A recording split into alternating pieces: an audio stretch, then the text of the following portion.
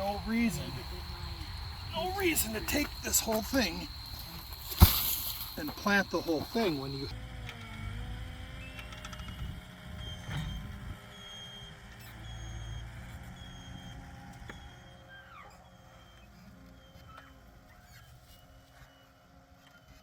when you're digging up rhubarb, it's an excellent way to break a shovel or a fork or something because they are so deep rooted.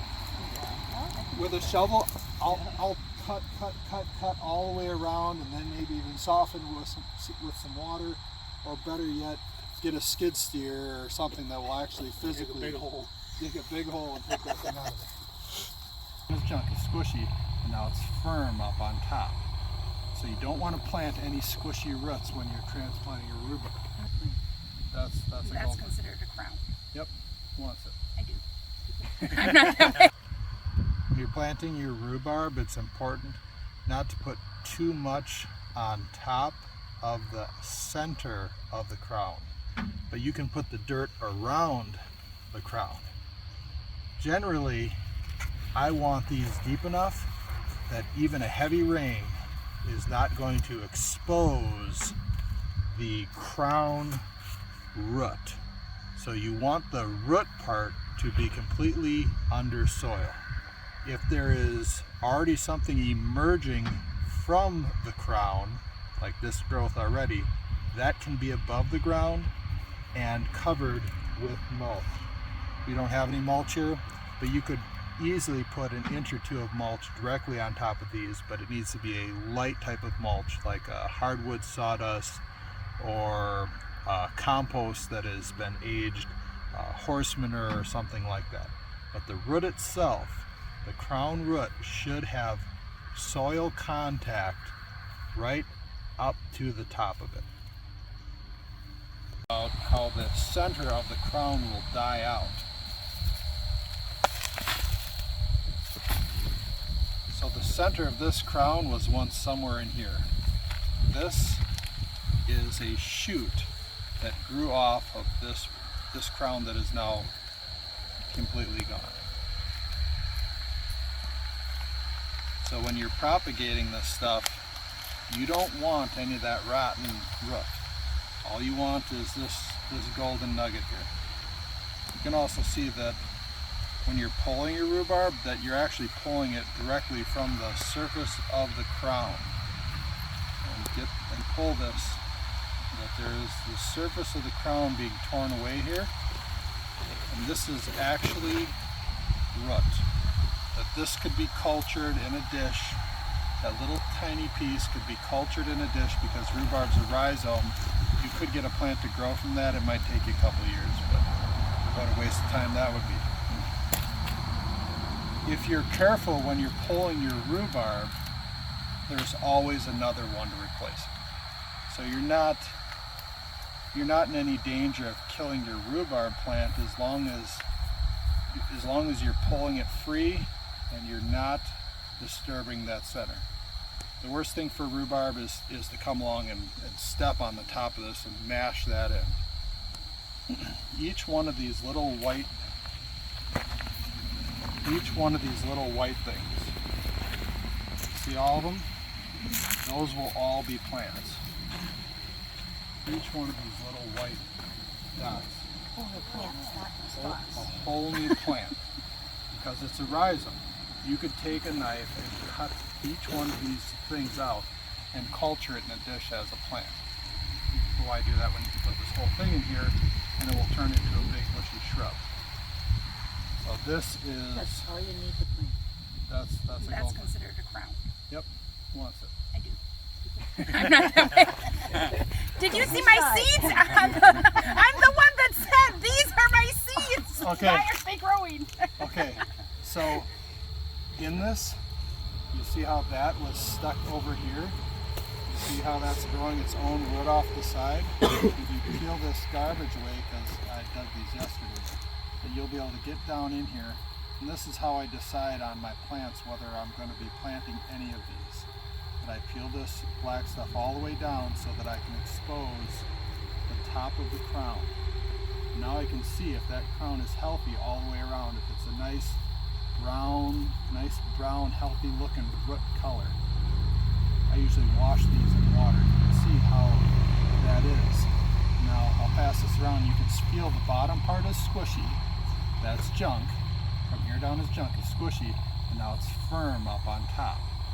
So you don't want to plant any squishy roots when you're transplanting your rhubarb. Even though the tails you said Would were... you cut that off then? I would cut that off. And then just plant this top part with this root? Yep.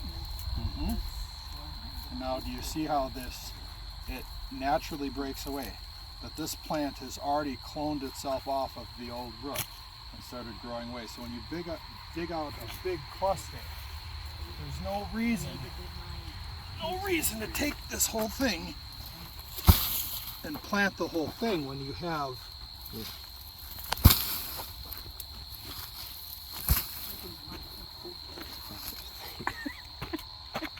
and you see on here all the different plants that have shot up, and where the soil was somewhere up in here, and there was all this other stuff growing on top of it.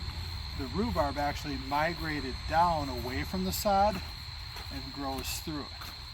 My dad always said to be careful not to let it get too deep. Rhubarb will migrate to where it wants because it's a rhizome. When you're transplanting them, it's important not to pile stuff right on top because this has to be able to push up.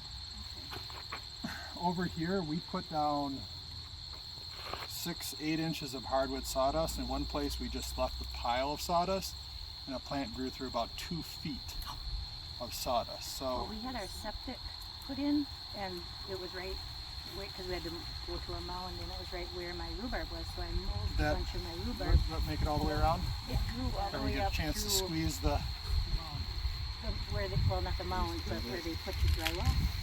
It was very. So I was amazed about it. It was that resilient, because Dad would always say, well, don't let it get too big. Okay, you can see in the bottom of this one where this crown is actually not healthy. It's not dead. It will grow from that center, but you can see how that, you can pass that around and look at that. You kind of feel how there's a squishy ring around that center white part. So that's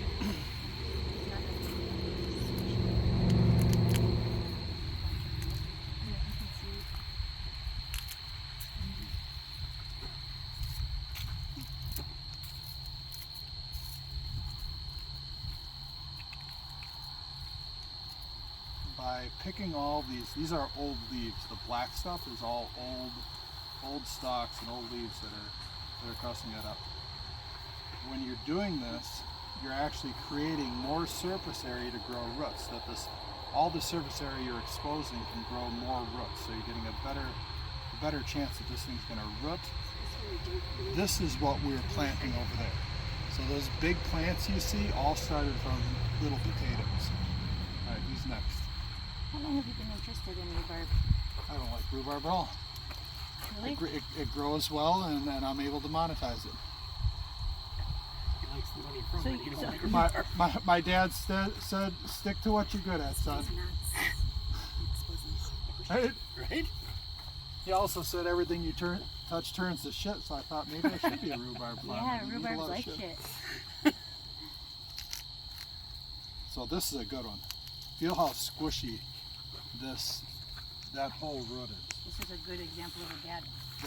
That's garbage. That if you dig up a big cluster and then try and plant that you'd get a bunch of scrawny stuff. I think you were asking. I can't remember anyone's name. Oh. Shit. That you had a cluster of little tiny. Yep. So you have this all these little tiny ones growing, and that's because this cluster is.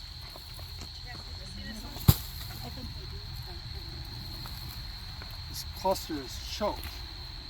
You see how it wants to grow all these little tiny ones, and around each one you can see it's a circle because the center one is already rotted out of there. So that means that these guys are all squishy and garbage, even though you can plant that and something will grow. See, it's alive, but its base is squishy and rotty. So you're going to end up with this continual effect of rot upon rot upon rot. You need to get a piece of rhizome that will have enough surface area that it's going to grow. This is what you're going to see the first year. The next year you're going to see this next circle of plants growing out around it. This would make a fine rhubarb plant. So no one has to take that as their number one. Okay, I'm not trying to give everyone the same stuff here. Another. I'm gonna pull these leaves off here. Just remember which way's up. This rhubarb likes to be planted up. So how often are you digging and splitting, and is there a good number? This is a totally viable one, but why plant small stuff when there's bigger stuff? Right? See, this whole thing has a bunch of inferior root tops to it. We could spend all day pairing that out, but why when you've got such nice beautiful stuff like this?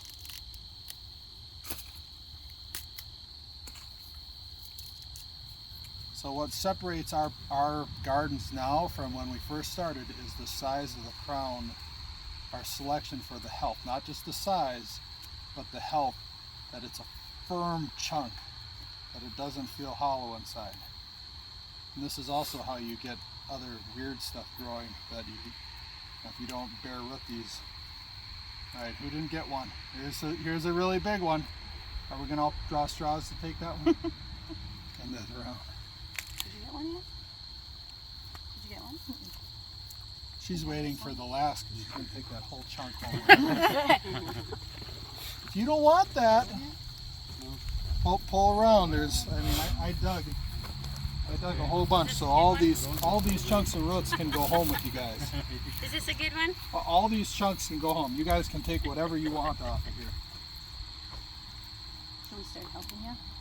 Not if you. You don't have to get your hands dirty. I want to see what you're doing. Do you mind if I do what you're Yeah. This is what I'm going to have to do is make it. So if you're just growing it at home, how often do you have to dig them up and do this? Is it just if you want to plant more in your row, or? You're looking for the health of the plant. As long as there is healthy soil around it, your rhubarb will continually spread out. My father used to go run his rototiller and actually physically grind up the edges of his rhubarb plants to allow for space for the new stuff to be constantly growing out. Those plants were probably 3 feet. So like horse manure and goat manure is good? Horse manure, goat Everything manure. likes goat manure. Yep. So don't put it on the plant. Right, Put it around around the plant. Okay. And then now is a good time to plant these? Yep. These are good or no? These are not.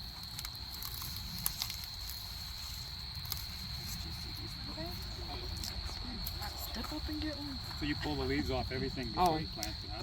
Just to get a new fresh start, because they're going to die anyways. In the springtime, if you're doing this in, well, this year it would have been April because it was warm early and often, that you're going to have growth, maybe like, a couple inches of growth already. You don't need to break that off because it's so early in the season. And that's one advantage to starting early, is that you don't have to waste that first growth, that you can leave this on here. But there is no way that this amount of root is going to support this amount of vegetation. All it's going to do is suck moisture out of this root. So we're trying to avoid having any extra stresses. But you see how golden this root is? And this is as healthy of a root as you can get. I mean, when it's that nice golden brown and there's no funk to it. So what variety is this? Because on Facebook they say there's green ones and red ones and all different ones. This is an heirloom variety, and that is code for saying I have no idea. It's a month. I thought you were gonna say Got a whole no, bunch of them. no pesticides and all that good stuff. Well, I mean, you can look at it and try and distinguish. You see that there's dozens of crowns on this, and there's absolutely dozens of crowns. These plants were some of our first expansions, so this row is probably 10 years old. So it's been overgrown by everything. These guys are struggling, and this is when you would start to transplant, as if you would say it's going to be easier to dig it up and move it than it is to weed it. And that's when you know it's time to move your rhubarb.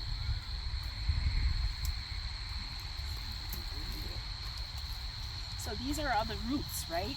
Like there's nothing that you do to these yet.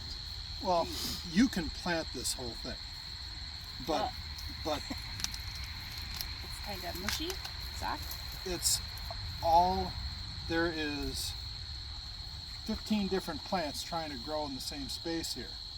So this is all, it's not only is it squishy, but it's all stressed. And Fight Club. It's They're all, fighting for their way. so watch here when I pull this apart, okay? You can see that this root Yeah. goes down in. You see how that root doesn't go to this plant? Right. It goes over here. Okay. What's up in here? How is there a plant growing way up in there? I have no idea. But that's why when you pull these apart, you can see that, look how there's just, it's naturally coming apart. They're in competition. Friendly ones. That's Want viable, everybody but my it's small. peas.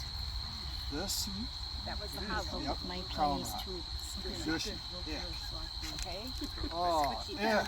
Oh, yeah. Whole yard. I learned anything today. So There's that's not at all. Put your finger in there. Gold Don't there. touch them. I will.